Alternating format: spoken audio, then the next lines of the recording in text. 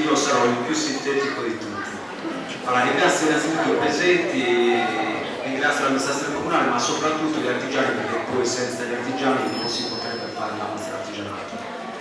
Quindi darò dei dati molto veloci. La mostra artigianato quest'anno sarà divisa in due parti: una parte al museo che sarà solamente espositiva, mentre ci saranno 4 siti nel centro del paese, e la novità di quest'anno è proprio la presentazione dei progetti di Arnolarte.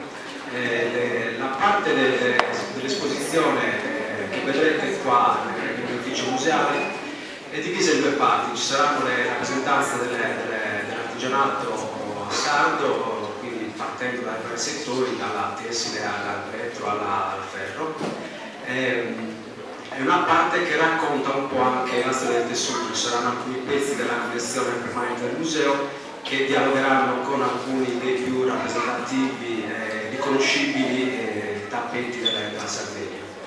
La parte museale poi sarà quest'anno collegata idealmente con gli altri siti espositivi da un filo verde.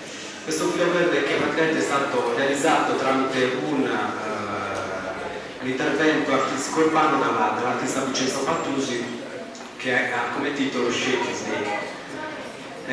Mentre quindi la parte dei 4 siti, che saranno Casa Serra, Salone Parrocchiale, Casa Piglia e Casa Foggia, avranno come allestimento la parte, come dire, più commerciale, quindi la parte che un po' descrive tutta la tipologia di produzione dell'artigiano. Quindi io chiudo, vi lascio alla vista della mostra, grazie ancora, buonasera.